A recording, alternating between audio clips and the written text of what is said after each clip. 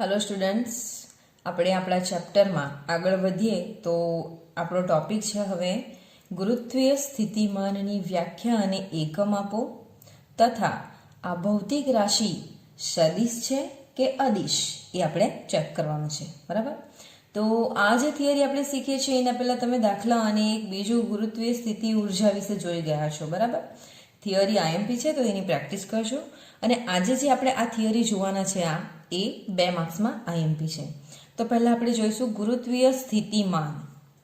ગુરુત્વીય સ્થિતિમાન એટલે એની કિંમત થાય છે. બરાબર. માન એટલે કિંમત.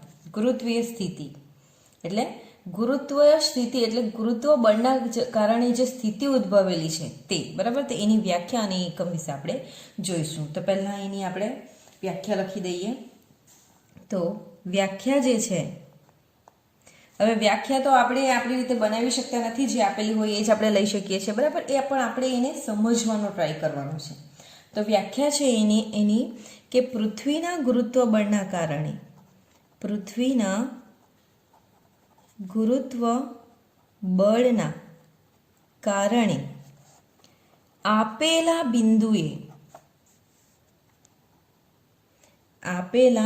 બિંદુએ એકમ દળના પદાર્થની અથવા એકમ દળના પદાર્થની અથવા કણની સ્થિતિ ઉર્જાને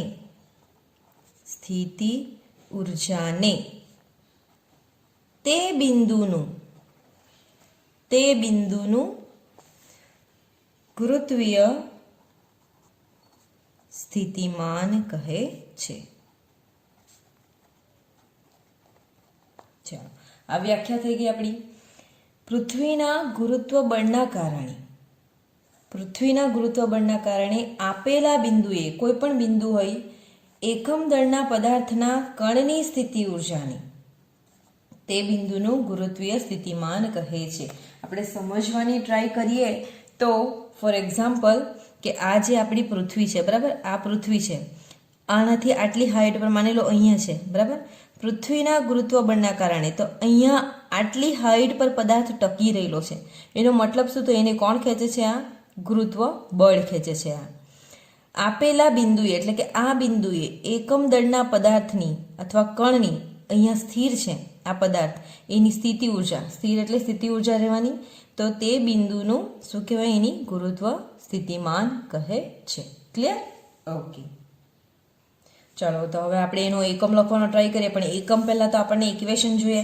તો એનું ઇક્વેશન જે છે, ઇક્વેશન પહેલાં આપણે એને કઈ રાશિ વડે દર્શાવાય છે તે જોઈએ છે. તો ગુરુત્વીય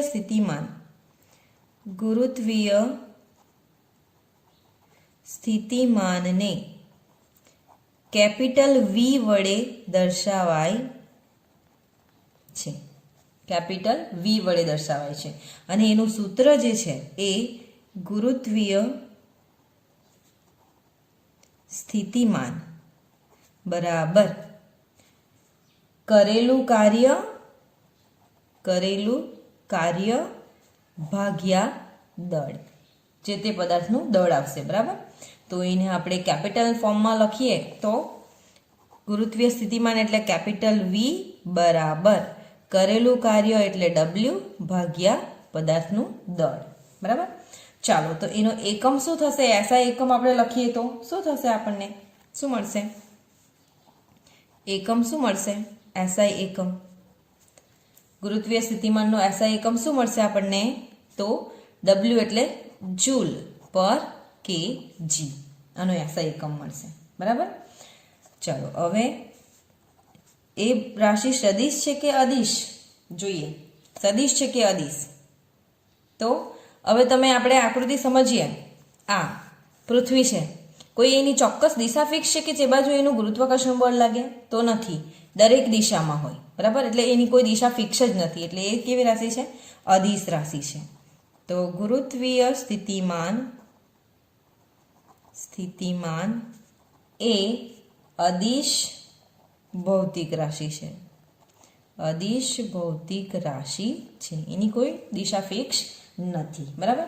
ચાલો, હવે આપણે એનું એમએલટી ફોર્મ લખવાનું હોય. બરાબર. પારિમાણિક સૂત્ર પારિમાણિક સૂત્ર. ચલો તો કેવી રીતે કરશું પારિમાણિક સૂત્ર?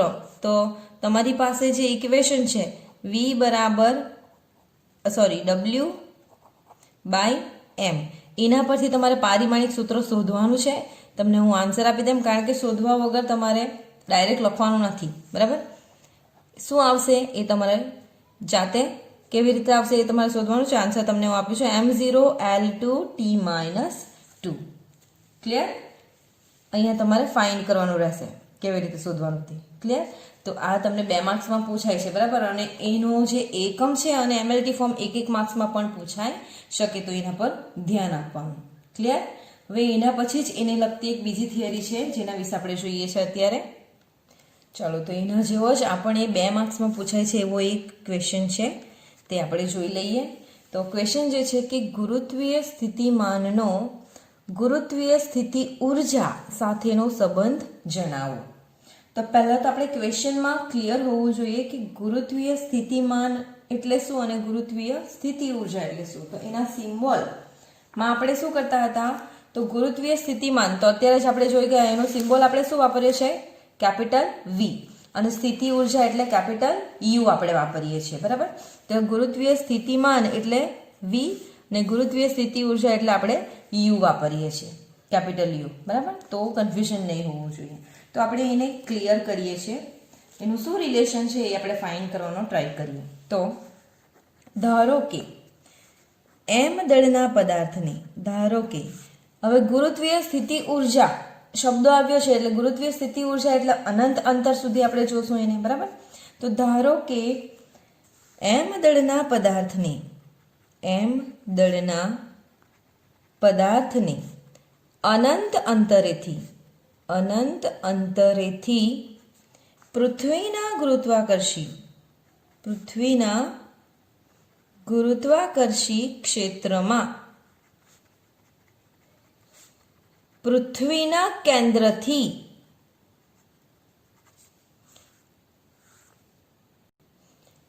r જેટલા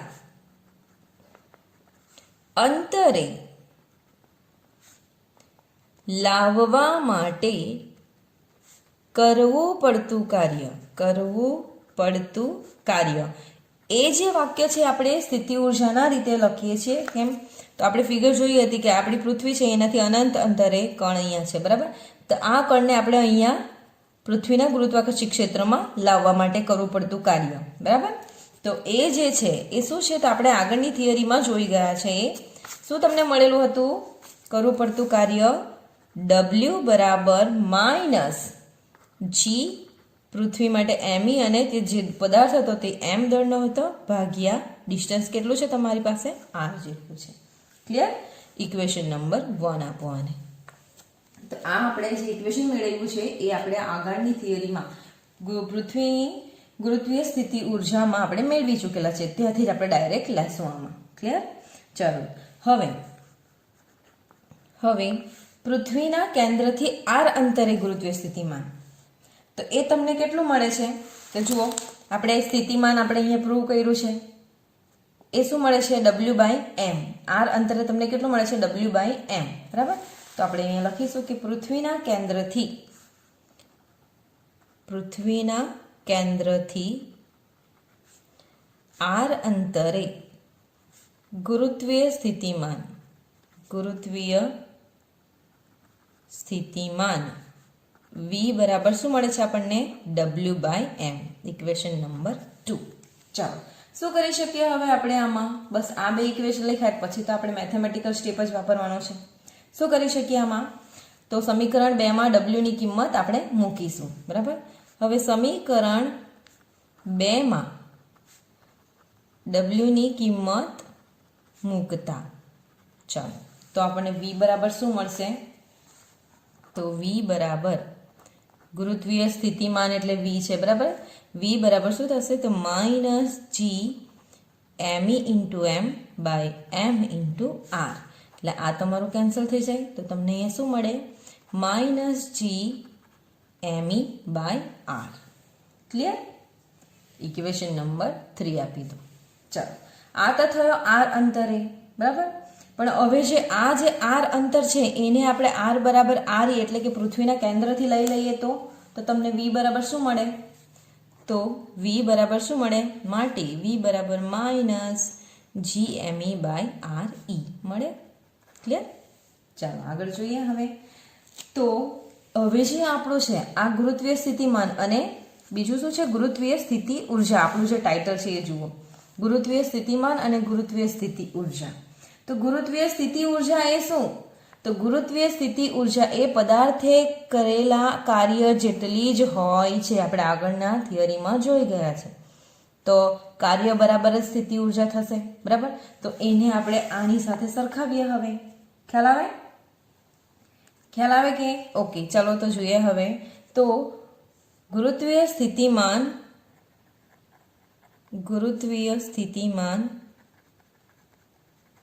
અને સ્થિતિ ઉર્જા વચ્ચેનો સંબંધ માટે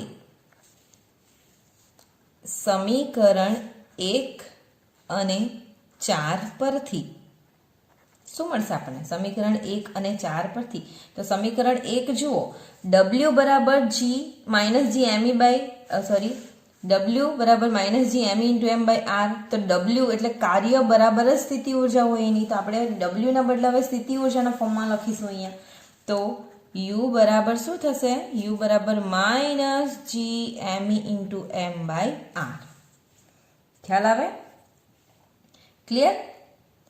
તો હવે જુઓ, આ જે ઇક્વેશન છે આ -GME/r, તો એમાં જુઓ GME, અહીંયા તમે જોશો GME/r એટલે એ તમને શું મળે? GME/r એટલે શું મળે?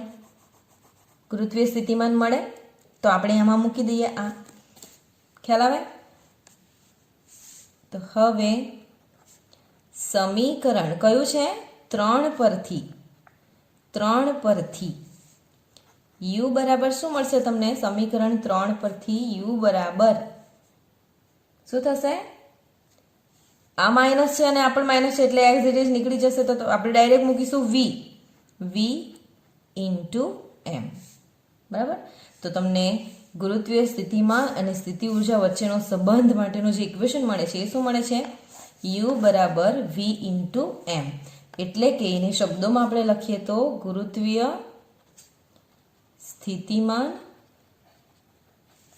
ગુણ્યા દળ. બરાબર? એટલે ગુરુત્વીય સ્થિતિ ઉર્જા બરાબર ગુરુત્વીય સ્થિતિમાન ગુણ્યા દળ તમને ઇક્વેશન મળે છે. ખ્યાલ આવ્યો? એકદમ ઇઝી થિયરી છે બંને, અને બંને 2 માર્ક્સમાં IMP છે. શોર્ટ ક્વેશ્ચન પણ આમાંથી ઘણા નીકળી શકે, તો એના માટે તમારે બરાબર પ્રિપેરેશન કરવી. બરાબર?